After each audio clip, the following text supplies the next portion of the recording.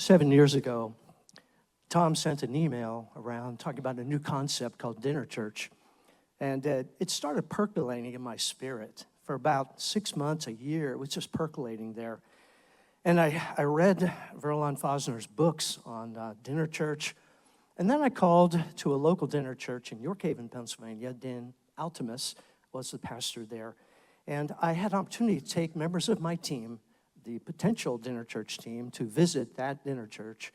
And wow, what a concept. And boy, what vibes you can pick up just being in something like that. I also had the opportunity to meet Verlon Fosner. He was there that day celebrating the 1-year anniversary of that particular dinner church. So 6 years ago, we started a dinner church, and the last completed survey that we had done in that church, we were averaging 140 people attending church at that time, dinner church, and 99 people took the survey over a 3-week period. The average 50 people accepted or rededicated their life to Christ. 34 people started attending Sunday or Wednesday services after attending dinner church. That is we're a packed church, dinner church, and they're attending Newport Assembly now, 34 of them who attended the dinner church. 44 of those people consider dinner church to be their church experience, quote unquote.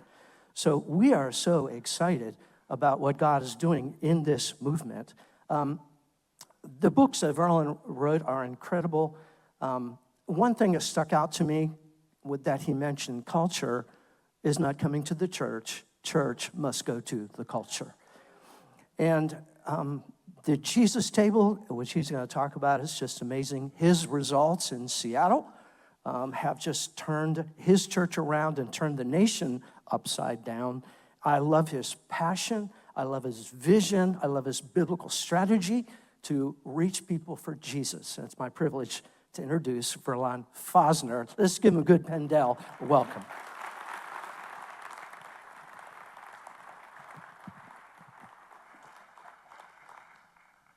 Well, it's so good to see Gary again. It was so interesting to sit in that dinner church in York Haven with him and then begin to hear what the Lord was doing through him from just being in that one experience in that hour-long conversation that we had. It is really an honor to be with you today. And Brother Don and Brother Tom, nice to see you, Rick. We've got some Northwest trackings together, so really good to see both of you guys. But it is truly an honor to stand before you and talk about a parallel path that is available to the church. In fact, dinner church is not an innovation, though I absolutely love all of the church planting innovations that are going on. And I love hanging out with church planters and hearing all the things that they are doing to find ways to leak into the social spaces of their city. But dinner church is actually a recovery project. And it's also more of a theology than it is a model. So if you will listen from that spot of your heart today, I think it will help you an awful lot. You'll be listening with the right ear, so to speak. Our story really began to take a radical corner when I made a very powerful announcement, one that I would not recommend you to make without a lot of thought, without a lot of working with your leaders and feeling moved upon by the Holy Spirit. Because to get up and say, hey, folks, if we don't make some changes in the next few years, it's very likely we're going to be out of business by November of 2011. It's kind of a buzzkill, kind of hard to preach a good message of faith and peace and grace afterwards. But we really felt like it was time to be absolutely honest. There is a time to stand in front of everyone and say, we have got a pretty big challenge in front of us. Melody and I became the pastors of Westminster Community in Seattle. It was the first Assemblies of God church planted in the city, a very historic church, 100 and some odd years old. And it was one of those churches that had always done really well. It had the right kind of people, money, location. it naturally grew. And for the first 5 years that we were with him, we moved there in '99. So we're still there, 26 years and counting. Nothing compared to Brother Gary that dwarfs all of us at 50 years in one location. But I leaned over to him and I said, your 50 years makes those of us that have only been 26 kind of a little embarrassed. You've kind of seriously outperformed us. But nonetheless, at the 5 or 6 year point, something really unexplainable began to happen. Just overnight, it felt like somebody pulled the extension cord out of the wall, and all of the turbines began to power down. I looked, my foot was still fully on the gas. I looked at the staff, theirs was fully. I looked at our team. Everyone was still 100% charge go, but it just felt like something was losing ground. As I began to dig into it, I realized that for this past year, we had lost 14% in attendance, and about that same amount in finances too. And we were on track already in the next year following to be on that same degrading path. It was really a bit of a mystery to me as to why it was happening. The typical explanations for why churches go into dips was not visible in our story. I immediately was able to grab a hold of some grad work and found myself going back and forth to Oxford. And it was really beautiful to be with leaders that were a little bit further around the post-Christian corner than we are. They were able to talk, we remember when we were where you are, and then, so you need to get ready for. And it was really valuable to be able to spend some time with those that understand what happens when the population significantly secularizes. And that's what we were actually experiencing. The 14%, something else that we really learned, is large cities has an attrition rate of 15%. So it was really interesting. We're right in Seattle. We're not on the edge. We're right in it.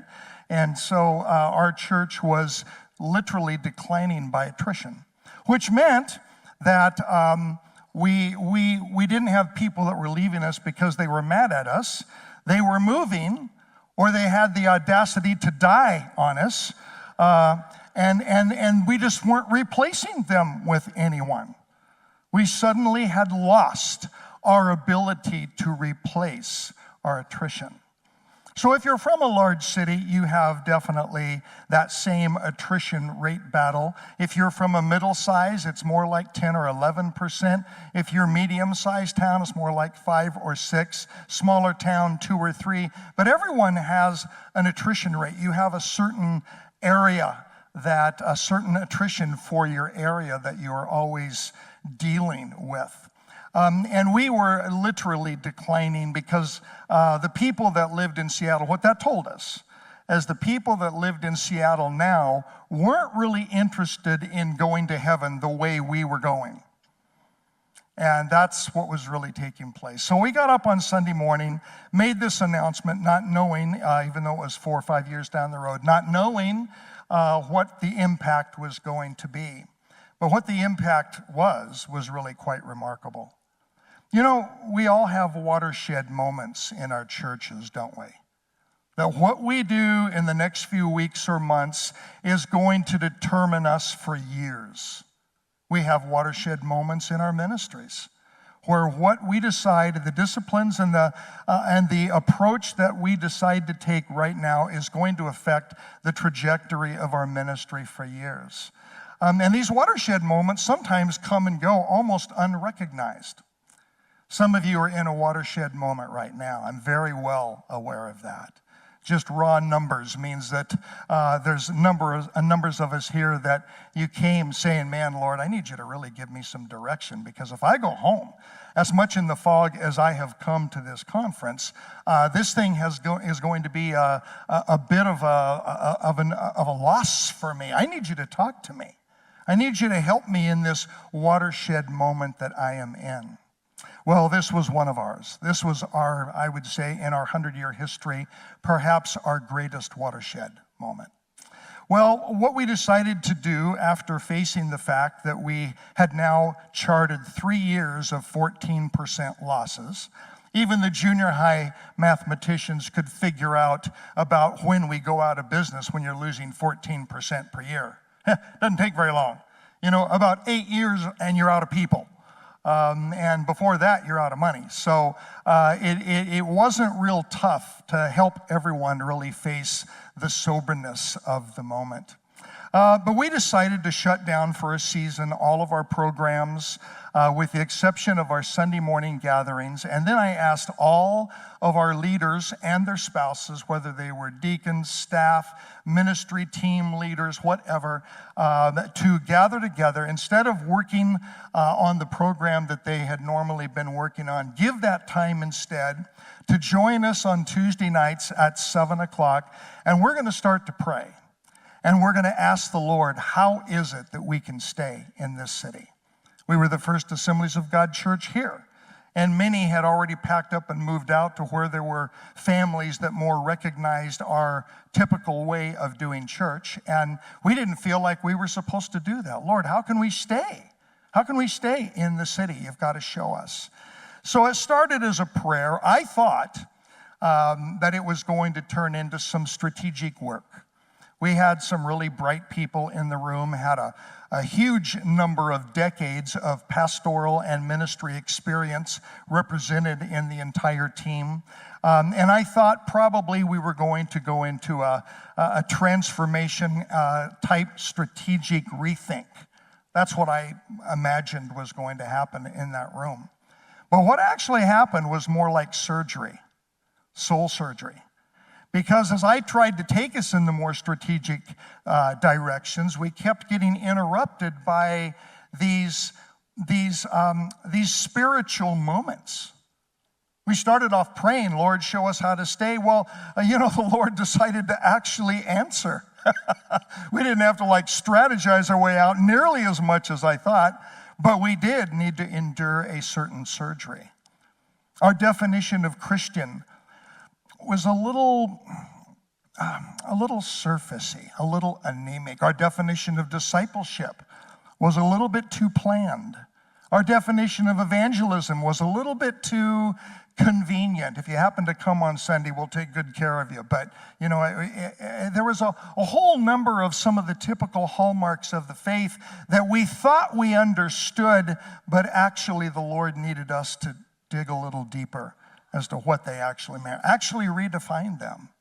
And the surgeries came through some of the parables, believe it or not. I mean, we really wrestled with the idea, would Jesus come to earth and begin this wonderful work and then not leave the evidence behind and the directions behind as to how we as his followers and his servants would go forward and how to heal if we get a little off track, and how to, did he really have to leave it all in Paul's hands? Was there maybe some of the stuff in the Gospels that actually spoke to church leadership? We hadn't really imagined the gospel spoke to church leadership. We kind of thought they spoke, and all those 468 Jesus stories all spoke more to the entry-level Christians. But when we begin to ask if indeed some of them are messages to church leaders, we were pretty surprised. The first one that really hit us hard, and I think changed us the most, were the three parables of the lost sheep and the lost coin and the lost son. The only time that we see Jesus coming at you a little bit like the boxer with the right and the left and the right, I'm going to pin you against the rope and you're going to get this point, And in the lost sheep, we see this picture of the preference of heaven. The attentiveness of heaven is more on the one lost than on the many gathered. And we acted as though we were sort of the big show in town come Sunday morning.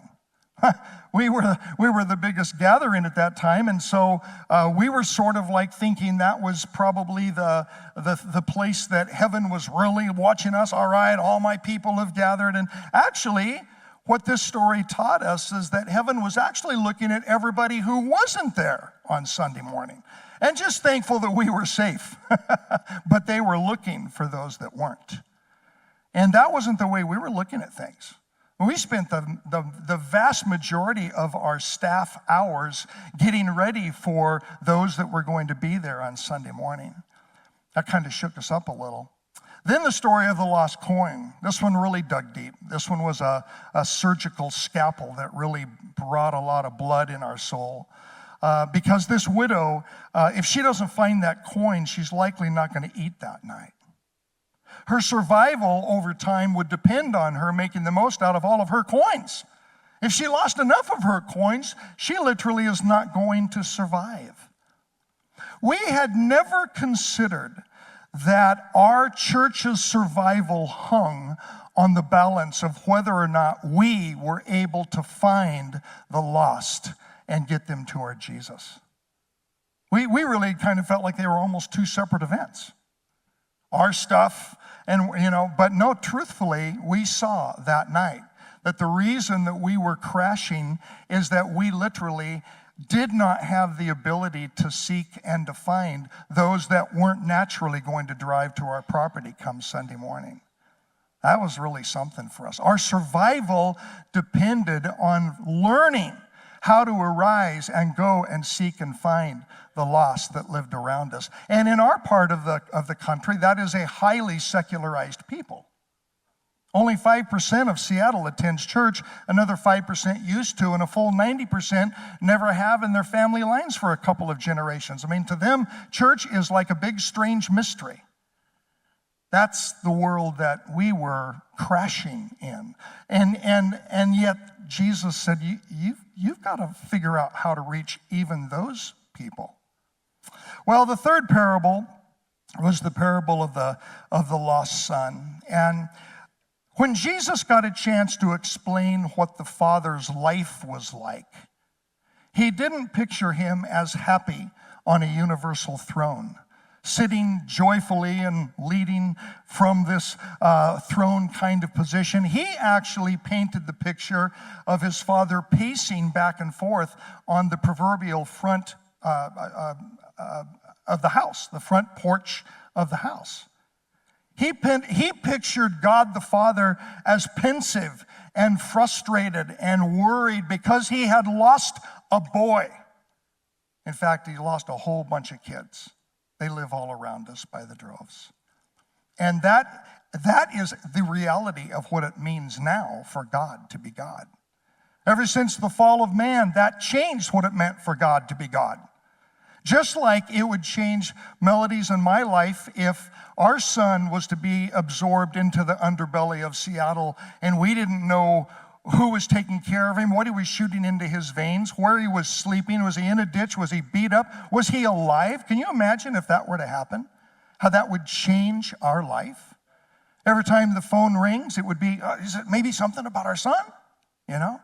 But that's what happened to our dad. That's what happened to our Heavenly Father. Jesus just told that. Well, anyway, these three stories all really made it absolutely clear to us that the God family was in the rescue business. But we were not. We had been in the church business. We'd been in the Bible teaching business every Sunday morning. We'd been in the programs for all ages business. We certainly had been in the Christian property management business. We spent half our budget on our building. So we certainly had been in that, but no one, including us, could suggest that we were in the rescue business. I had friends that said, man, Verlon, you guys were like crashing. We all heard about it throughout the network. And then something happened kind of obscurely, and afterwards you begin to rise, afterwards coming out of, what happened to you? And I always point them back to this one night, when all of our leaders stood up after looking at these three parables, and we took a hold of hands, and we just prayed a very simple prayer. It wasn't actually a very good Pentecostal prayer even. It was pretty unemotional, but it was like, I don't know, we were too sober to be too emotional. It was just so deep down in our soul. We took a hold of hands, and we just said, Lord, we recognize the God family is in the rescue business, and we have not been. And we want back into the family biz. That was it. On that night, we changed from the church business to getting back to the rescue business. I don't know how many years before we had lost, because we started off in the rescue business 100 years ago. I read the stories. I saw them all. I don't know at what point we got out of that business and got into something else, but on that night, we got back. And we were now in the rescue business. Everyone picked up their books and their coats and quietly headed out the door, and we knew in a very deep place that we were now a very different church. Well, the weeks that followed brought us a few more surgeries. One of those had to do with the parable, once again from the parables, but the parable of the wine in the wine bottles.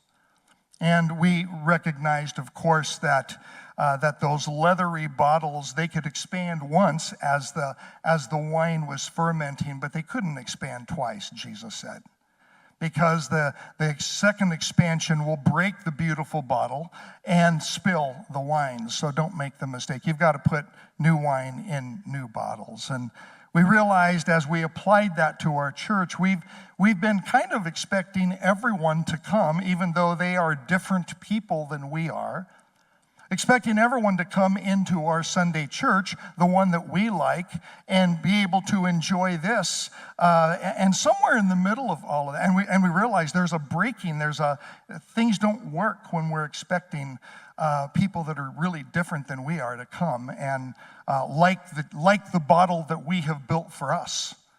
Because we had inched our bottle into place over 100 years. We had liked it all into place to where the music was like that, and the music worship leaders were, they had all the right look and spiked hair and all, and the preaching and the speaking, everything had been liked into position. We liked our bottle so well. We expected everybody else in town to come and like that bottle too, but there was a reason why they couldn't. And it was at that point that the Lord began to ask us the question, are you guys willing? You're praying to stay, but those that aren't in church are wired a different way. They're very different people than you are. So are you willing to begin to do church for a different people in a different way, even if you don't like it? Yeah, that was a big question, because we really liked our church. We really liked how it worked. Are we willing to do church for a different people, even if we don't like it? Well, that was a big hurdle to get us over. Well, somewhere in the midst of all of that, we started to study the historic church, the first 300 years of the faith. And in the 11 o'clock hour, I'm actually going to unpack this a little bit more. But for the first 300 years, church primarily met around these feasting tables, these agape tables. And as we had been studying it, we began to sense this little tug from the Spirit. Go back and try that. We weren't really sure that was a good idea. Seattle's a pretty highly educated, cosmopolitan type city, and this is a pretty elemental, simplistic way of doing church. And so we were kind of like inwardly voting against it quite a while. But the Lord had asked us if we're willing to do church in a different way, even if we don't like it. Well, this matched that. We didn't like it, not at first. We started one in our own building on a Wednesday night. And quite frankly, we didn't know what we were doing. We were treating it as training wheels. It was really remarkable who started to come to that Wednesday night dinner gathering. And we worked hard on recovering their way of doing church, including their way of preaching, which is different than our teaching based approach. They had a lot more of a story base from the life of Christ, those 468 winsome and compelling stories from the Gospels. And so we tried to really learn how to speak that way. And they started to fill up that room. I remember we had several of our leaders come from the network office one night and just stood back in the back and watched, had their arms folded, and they were just looking. They had these funny looks on their face. And afterwards they said, okay, Verlon, you got to explain this to us. First of all, why are all these people that are clearly not Assemblies of God people, why are they here? And why are they staying? Why are they so intrigued with the life of Christ and hanging on your every word, but they won't walk down the hall 100 feet to go to your Sunday gatherings, which we know you work really hard at? That was really an interesting thing for us to deal with. I didn't know. I just shrugged my shoulders at that point. Now I know, but back then I didn't. It wasn't too long, but what the Lord began to say, okay, now go outdoors. You've already completely filled this room. You already know now that you can have audience with highly secular people, and they want to engage in something sacred and spiritual and begin to grow in the faith. Now, get off campus. There was a neighborhood a little bit south of us that I got a stirring in my heart every time I went through it. And I asked my wife, what do you think about renting out the house we own and moving into an apartment down in the Greenwood neighborhood and opening up a dinner church there? Rather than sending, an unsuspecting staff member, let you and me be the point of the Spirit. Let you and me go. Let's try this. If this is our future, we need to really know what it's like. And so she was all in. We moved into that apartment in May. We opened up a dinner church on Thursday nights at 5 o'clock in the Greenwood neighborhood in August. By the time we hit December, that room was absolutely jammed with people. Once again, people that you would never think had even the slightest bit of spiritual interest. And already they're hanging on every word. And they're starting to call me pastor, saying things like, man, I can't believe I have a pastor. I used to hate you guys. Now I have one. It was a very surprising thing. And then before too long, the Holy Spirit began to help us see another neighborhood over in Fremont. Only 50 blocks over, we opened up that one on a Wednesday night. Same thing within 3 or 4 months. Jammed. And then another one down in Pike Market, opened up another one, jammed. And then another one. We started to see all of these neighborhoods that the Holy Spirit seemingly selected for us. And when we walked in, understanding the Jesus table and the Jesus stories, understanding that, something unexplainable and dramatic began to happen. Fast forward, we now have 15 dinner churches through the city. And the biggest surprise of it all is that we now have 17 other sites that are asking us to come with one of those Jesus dinner things to our building or our community center or to our facility, if you don't mind, because my friend is actually seeing what you did in her building or in their neighborhood, and we want that to happen in our neighborhood, so can we be next? Now, you might have in your city a willingness to ask you as a church to do something. But in my city, they are not interested in the church doing anything. In fact, they expect nothing from us. We are literally a zero in their mindset. They never think of us. And to have our city asking us to show up with that kind of regularity, wow, that is really a profoundly different experience. So that was our watershed moment. It began with honesty, and it really quickly turned into an entirely new day for us. But we did come to terms with the fact that we had a sociological problem. In fact, the American church has a sociological problem. My graduate work and my doctoral work is primarily in the area of sociology and missiology and theology. So I spend a lot of time looking at things through that scope. And I've realized that most of us have been trained to be theologians. We didn't go to school to learn sociological insights. And we're trying to resolve the issues of our churches through theological angles only, because it's what we understand. You know, if you're a hammer, everything looks strangely like a nail. If you're a theologian, everything looks like it's got to be kind of a God thing and a devil thing, and it's just the way we look at it. But sociology helps us understand that there is also another angle. It's not always a benefit to be so heavenly minded that we're of no earthly good. And we need to spend a little time on that earthly understanding. But we had a sociological problem. It wasn't our Jesus that was a problem. It was our way of doing church. The one we liked so well was not resonating with a very significant percentage of people in our city. And as we were willing to learn a different socio-form, a very old one, a 2,000-year-old one, as we were willing to learn that, the doors began to open with people that we thought weren't spiritually interested. You see, it's not Christianity that secular people have a problem with. It's churchianity, our version of it. That's what they struggle with. And that is also why we have a hard time bringing them into our versions of church. David Olson talks about how right now we are at a spot where the secular worldview outnumbers the Judeo worldview 2-1 in our country. This has really flip-flopped in the last bit. In fact, in the last 20 to 25 years, we have undergone a real massive flip-flop that I'm not sure we've paid a tremendous amount of attention to. The Judeo worldview, the one that we carry, the pair of glasses we wear, that we look at everything, our money, our relationships, everything that we do, it kind of sounds like this.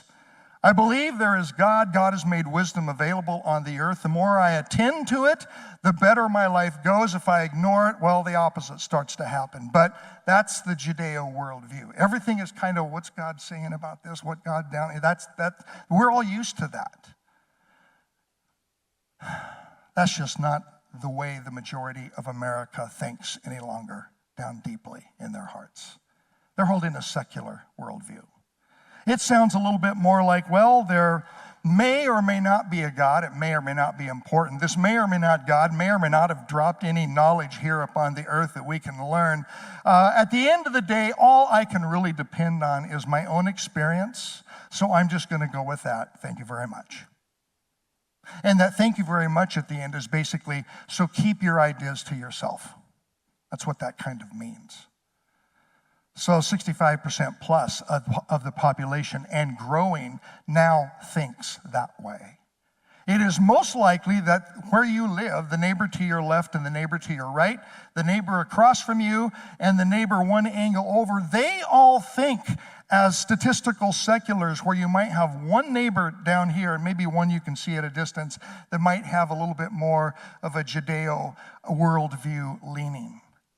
But sometimes they talk about God over the fence. Yeah, they're just pandering to you because they know who you are. But inwardly, that's not their confidence at all. And truthfully, when you're backing out of the driveway in your go-to-church clothes every Sunday morning, they're standing in their dining rooms holding a cup of coffee, wearing their sweats. And as you pull off to church, they look at each other and say, Why do you think they go back and forth to the same museum every Sunday? You see, they do not have a rubric for what it is that we do at church. We're going to meet with the divine. We're going to download wisdom and the presence of the Lord. We're going to be healed and move in strength. And we have an expectation for that. They do not. So it's on par with a museum. It has the same kind of emotional meaning to them as a museum does. Go there once and the next week go do something different. They don't get it because they do not have a worldview that allows for it. That is how things have changed. How many of you have heard the term that we live in post-Christian America? Have you heard that? Raise your hand if you've heard that term before. I won't embarrass anybody else to say, what? I've never heard that. I'm not gonna out anyone. That's actually a mathematical term. It's a term that happened at the point that there became more people leaning into a secular worldview than were holding a Judeo worldview. Now, it happened back in the mid-90s, actually. That's where we actually crossed the 50% parallel. It would have been nice to have gotten some emails from jurisdictional leaders. Oh, by the way, this last week, there are now more people in your town holding to a secular worldview than to a Judeo worldview. We know how to do church for the Judeos, but we don't really know how to do church for the seculars. So you might want to go to work thinking about this because things are changing. Signed a superintendent. I mean, that would have been great. I didn't get the email. Did you? Well, you're starting to get them now, aren't you? You're starting to get all kinds of insight and warnings that are coming down from our jurisdictional leaders because we recognize that something has changed. And it's been a big mystery, man. We're doing church the same way that we were 25 years ago, and the thing was booming, and now we're struggling. Why? What has changed? Well, it wasn't us that changed. It was our neighbors that one at a time begin to take on a secular worldview. And that, quite frankly, is something we're not used to. And in the last 25 years, it has brought about some very significant challenges. We are now at a spot, according to Andy McAdams' research, 1% of churches are able to replace their attrition by reaching the lost.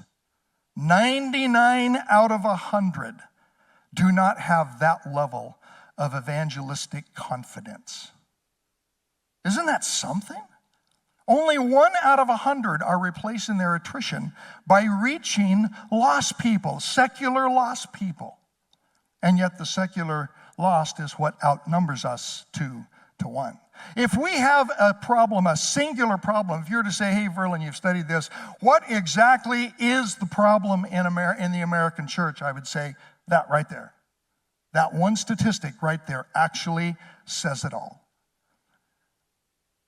If we are in a congregation that has a significant confidence as to how to reach the lost people that are all around us, and we are doing it every week, and we know the role in it. We know our individual role within our church to reach the lost. We know exactly what to do and how to do it, and it is working, and you're in a rare church if that's the case. You're in a 1 out of the 100. It's more likely that the 99 thing is playing out in our church life. We've lost something very, very important. So here's the spot that we are now in. And I know this is kind of take your breath away for a bit. I will come back positive, I promise. But for right now, I'm going to kind of kick the air out of your lungs, that is left, that is still left. I'm going to kick it worse. Because the total churches in America has undergone some very significant declines. When Melody and I first moved to Seattle in 1999, there were 425,000 churches that made up the workforce of the body of Christ in America, across all denominational lines. But what was insidiously happening is we were actually already closing 80 churches a week during that time. We just didn't see it. We're looking at our church, staying local, and the conversations did not really make room for that many churches that were closing. So by the time we hit 2010, we are down to 395,000 churches. Now, this is kind of weird because America has slowly been growing the number of churches equal to the population previous to this. So all of a sudden to begin to go into this kind of a decline, well, it was something the American church really hadn't dealt with. But then again, we had crossed the line of the post-Christian corner, more people leaning to a secular worldview than a Judeo worldview, just, in the 90s. So this is the predictable outcome. By the time we get to 2020, we literally had increased the amount of decreases. Did that make sense? So we now gone from closing 80 churches a week to 96 churches a week. And so 2020, we're down to 350,000 churches. Do you know how many we're down to right now? 300,000. And that includes adding back all the church plants that are being done by all of the denominational groups. That includes adding all of them back. And we're still down to 330,000. So at a time that the national population was at 280 million, we had 425,000 churches. Now the population has swelled to 340 million, and we are down to 300,000 churches. So the church to population ratio is really suffering. And not only that, the median church in America, when we moved to Seattle in 1999, was 137. 10 years later, that was down to 115. 10 years after that, that is down to 90. Do any of you have any ideas as to what we're down to now? Kick it out. How many think 75? 75. All right. Well, actually, 75 isn't right. We've now hit a new bottom as of the last couple of years, 65. The median church size in America is 65. So let's think about it. In the last 25 years, we have scuttled a third of our workforce, and all that are left are only running half of what they were running just in 2000. While most of us have been in ministry during that time, this level of decline has been happening all around us, denomination to denomination to denomination. It's far more radical than you expected, isn't it? You see, the church in America right now is officially having a heart attack. Our systems are running very sluggish and very painful, and we are literally limped up alongside the road, and somebody needs to come and do something really dramatic for us. This is the spot that we are in. I don't know if you've prayed much over the state of the church in our nation, but this is sure a great time to do it. It's a great time to look beyond the local situation that you are in, too, because you might feel like your church is one of those rare few that are just still really booming, or maybe you're just holding your own, but you've got to once in a while look at the big picture. This is the big picture. So if we were to look at averages today, here in the U.S., approximately 34% of the population are sociologically wired, this is the newest numbers, are sociologically wired to do church the way we like it. Proclamation gatherings. If you go to Oxford, they refer to our version of church that was invented only 500 years ago, by the way. It doesn't come out of the Bible anywhere. I'm going to talk more about this in the 11 o'clock. But these proclamation versions of church, approximately 34% of the population are wired and primed for that. Only 17% actually attend faithfully on at least a monthly basis. Another 17%, though, are saying to themselves, when I get my life back right, I'm going to go back to church. And by that, they mean the version of church we like. And we kind of like that. Another 26% are likely going to need an affinity gathering, or it's a version of church planting that incarnates into an under-gospeled people circle. I know it's a mouthful. They begin to do life with them, and they begin to then talk about Jesus with them, and then in time raise up some kind of a faith-consistent gathering inside of their social patterns. And this is a whole different way of planting churches. But 26% of your town, on average, is going to need that version of church if they are going to experience Jesus like you and I experience Jesus in our Sunday morning churches. Another 40% is likely going to need a table gathering. This is really a big sociological thing for us to seriously think about. And admittedly, this is a little bit larger. The post-COVID combined with the spiking of all the tech isolation orientations and economic woes, it all kind of makes this bottom part of the chart bigger than it really ought to be. I think it probably will go back down a little bit, probably never get below a third, but right now it's running really kind of fat. And this is why the table church is worth so much prayer and consideration. It's because 40% of the people in your town, if they are going to experience Jesus like we experience him on Sunday, they are going to need a different social setting in which to do that. They're likely going to need a table. Now, the difference between the affinity and the table group is the affinity folk, they all group up well. They congregate well. They're already meeting in book clubs and hiking clubs and dog walking, and if you're on the coast, surfing, and they group up according to affinity or interest. And they have these little people groups already that can be incarnated into. But that bottom group, the dinner church, the table gatherings, those are all the people in your town that are dealing with huge levels of isolation in their life. Huge levels of isolation. When they look in the mirror, they know they are alone. They live alone, even if they have somebody else in the house with them. There is a silence that goes on in their life that is deafening. If they die, nobody's coming to their funeral. There's going to be nobody to organize it.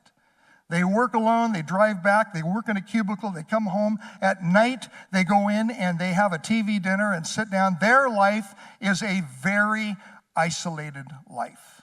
And in fact, if you don't understand the word isolated, you do not even understand the 50 big cities across the country, because that is a primary part of a city's entire psychology, is those that are absolutely alone, profoundly alone. But yet it's not just big cities. It literally is everywhere. The church is not used to looking for that. We've been trained in congregational thinking. We notice all the other under-gospeled reasons that people circle up because we have eyes for congregations. We don't realize how many people in our towns, though, are profoundly isolated because we never see them. They're not out in the taverns on Friday nights. They're not out for any of the party. They are alone on the earth, and they tuck away. Because inwardly, they say to themselves, if anybody understands what's going on in my heart, they will immediately vote me off the island because everyone else already has, so I'm going to stop trying. I am alone. Kind of helps you understand all the verses that Jesus gave us about the widows and the stranger, the least, the lost, the last, the left behind. The group that Jesus pursued first, because the isolated pocket of humanity has always been. Jesus always started with them. We are now in a spot that we've got to become reacquainted with literally the largest swath of our town, but they are completely invisible to us until we start opening up Jesus tables with Jesus stories, and out of the woodwork comes an entire group of people that we didn't even know that we lived next to, that we didn't know existed. This is the sociological issue that I am talking about. Well, when we first started doing this up in Seattle, we had opened up 5 or 6 dinner church congregations throughout the city: Monday night, Tuesday night, Wednesday night, Thursday night, Friday night, Saturday, couple on Sunday. And it was really becoming obvious that our church, we still had our Sunday one, of course, but it was becoming obvious that there was a very large future that was starting to open up for us. And there, of course, were some people that really weren't happy about it, that so much of our resources, personnel-wise and whatnot, were being diverted off campus to a lot of these other things, even though they were pretty effective. A lot of people coming to Christ, a lot of beautiful healing stories, and all of the fabulous stuff. I mean, you know, you do realize that the majority of stories in the New Testament about Pentecost and the gifts is actually done tableside. So the gifts flow at tables far more naturally than you can ever imagine, and totally among secular and unbelieving peoples too. That's actually getting back to a very significant early church strike zone, understanding of Pentecost and how it pours out of us and how it works. But while we were doing this, there were a few folk that were making their opinions known. Melody and I had opened up this church down in Fremont. And on this one night, we tended to open up one, then hand it over to someone, then we'd go and open up another one and hand it over. And that was kind of how we were parsing our way through the city. So on this one Wednesday night, in came this girl who was totally goth, alternate everything. To just take a look at her, you'd probably grab the kids and run, even though she was just a 25-year-old girl. But with her came what I immediately perceived as her grandma and grandpa. And they looked like us. And they came in very quiet, very stoic. They sat in the back. Immediately, 2 or 3 people from our dinner church said, "Hey," called her by name, "come sit with us." No. Another table stood up. No, come sit with us. And so she immediately runs, and this rather scary person is hugging people and high-fiving. And there was just such this beautiful thing that had happened in just a couple of weeks. Well, her grandparents were watching this. So I preached that night, and when I got done praying, I walked back to the grandparents, and I said, I am Verlon Fosner. I'm the pastor of this church. And immediately the woman, she said, "We know who you are."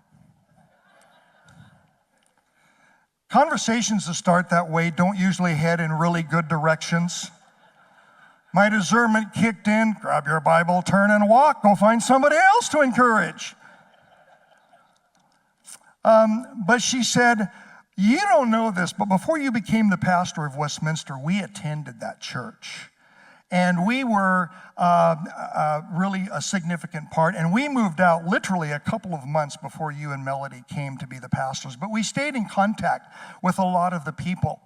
And for the first 5 or 6 years, we were proud of you. We were thankful for what was going on. And then something really kind of weird started to happen. And you started to talk about all these other churches, these other congregations throughout the city and down in neighborhoods that are not safe.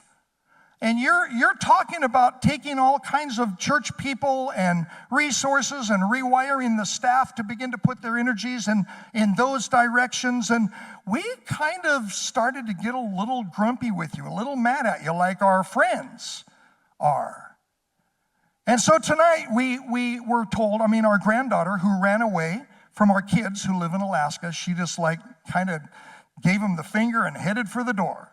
And headed down to Seattle. She's going to live on the streets and be a street musician in Seattle. We were we reached out to her last week. Come to find out, she's actually going to a church.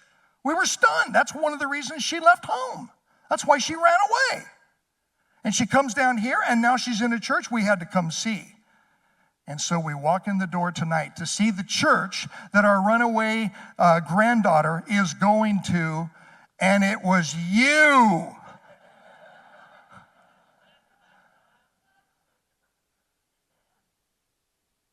She said, "I think we owe you an apology." Because we realize now, after sitting and seeing all of this and hearing you preach to these people, we realize that what you were talking about was beginning to do church for people like our lost granddaughter. And we just got to say thanks. And then they were willing to give hugs. But that's kind of the challenge involved. We love our way of doing church. We can't conceive of doing church for a different people and in a different way until something brings it home. And maybe somebody very close to our own family brings it home for us. In the northeast corner of Seattle, there's only one Assemblies of God church up there now, and it's actually a dinner church. But right across the street, and every time I would go up to visit that dinner church, it's about a year old, it's doing amazing things. It's completely caused quite an interesting buzz in that part of the city. But right across the street from that dinner church has been this old building. I didn't realize until we took all of our leaders and their spouses up for a prayer walk through that neighborhood, which that's what we do. If you're a deacon in our church or if you're a leader in any level, I will talk you into a prayer walk about once a month. And if you don't come willingly, I will be glad to guilt you into it, because the kingdom goes forward with prayer, right? I mean, I've got a bunch of lines. Before long, you're going to go, yeah, I'll be there. And so we were all doing this prayer walk up at Lake City. And as we were looking at that, one of our leaders recognized that this was an old Assemblies of God church building.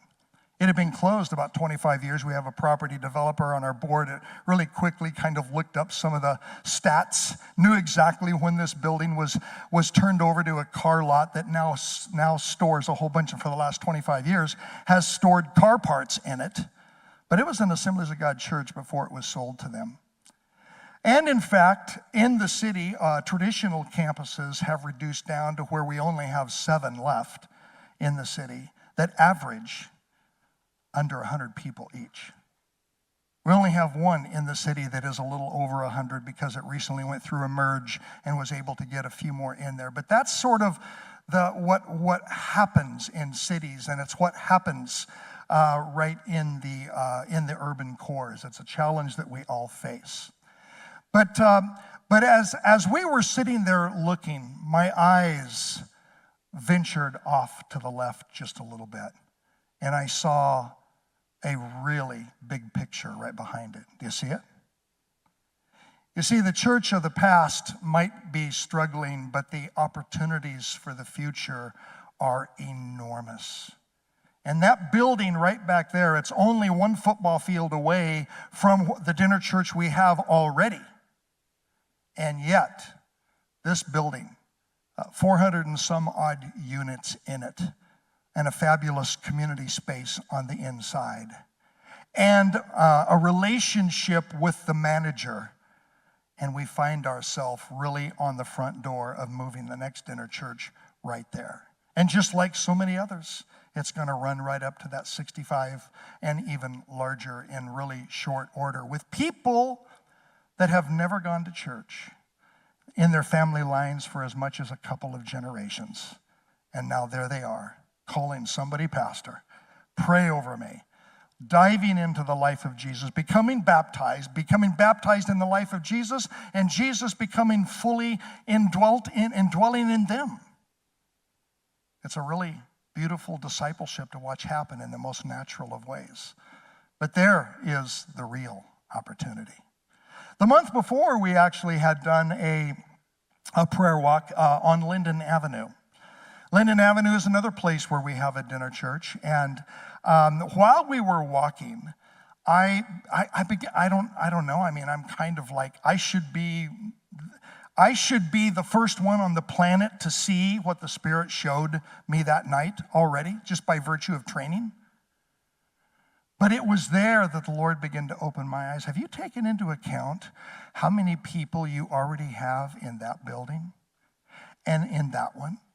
You've got people that work in that community center right there that come running out whenever you or your team comes by and gives you a hug and asks when you're going to bring one of your dinner thingies into their space, because they've heard what happens to community centers once a dinner starts to happen in them.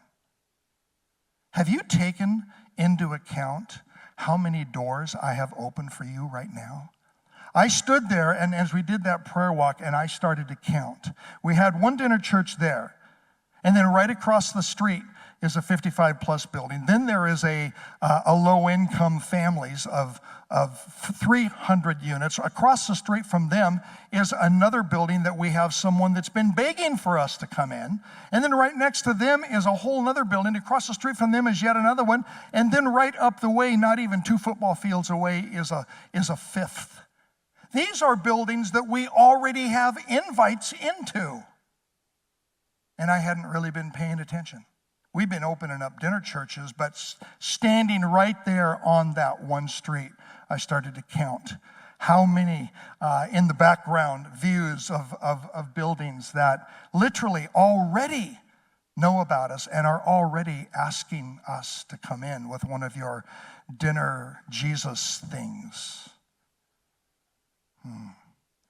Wow. As I was standing there quiet, I started to talk with the board, and I just felt the Lord speak to me and say, okay, I've got a congregation in waiting there. I have a congregation in waiting there. I have a congregation in waiting there, there, and there. Just curious, Verlon, do you want them?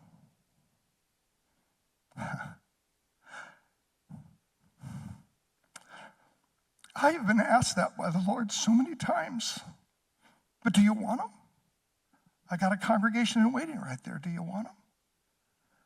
Of course, I said a great big yes. Pulled our team together the next day and said, we got to get hyper-focused on Linden Ave. I know we've already got one there, but we have got to say yes to all of these opportunities that are right there. We got to get on them. They're asking now. And yes, we do want them. That now brings me to you. Because once you understand the Jesus table and you understand the Jesus stories at a Jesus table, basically we're talking the new Passover being served over and over and over. That's what these are. I'll talk more about that here in the next hour. But once you understand that, you begin to look at your city with new eyes. The Holy Spirit starts to do stuff in you. You start to recognize that Jesus has congregations in waiting for you too, right there, and one right over there, and in that neighborhood right down there, and right over here. And the question I leave with you is, do you want them? Even though it's a different church, even though it's not the one you might like, these are congregations in waiting right now. Do you want them?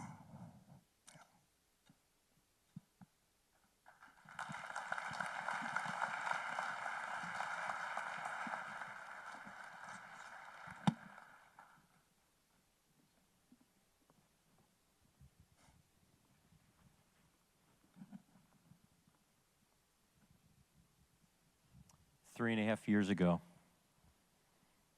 you were posed that question. Yeah. You want to speak into that? Yeah, absolutely. I would ask you, do you want the woman who's fleeing domestic abuse in your community working at the grocery store down the street?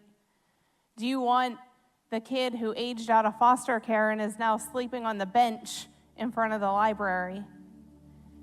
Do you want the firemen who walk into trauma and out of it every single day and oftentimes don't have anybody to debrief with? Do you want the man on the street who just lost his brother a couple of minutes ago in a car accident and is looking for hope? Those are the people who have come into our dinner church in the last 3.5 years. We didn't know those were the people that we wanted, but God knew those were the people who needed us. God challenged my heart 3.5 years ago that if we wanted to reach different people, we needed to do ministry differently. 3.5 years ago, we had 25 people attending our Sunday morning church. We were recovering from COVID. We had 13 people at our first dinner church. Just 2 weeks ago, we had 247 people at our Easter dinner. We had 11 salvations. 22 of the people from our dinner church came to Easter Sunday service. I love that we started Summit focusing on the creativity of God. Our culture has changed, and if we don't change the way that we do ministry, we aren't going to save the people that God has in our communities. We aren't going to fulfill the purpose that God has put us in those communities for. When I started pastoring, God spoke clearly to me that He wanted me to pastor the community and not just the church. And I challenge you with the same thing today. Are you willing to say yes to God's creativity? Are you willing to pastor the community? Are you willing to go after the lost?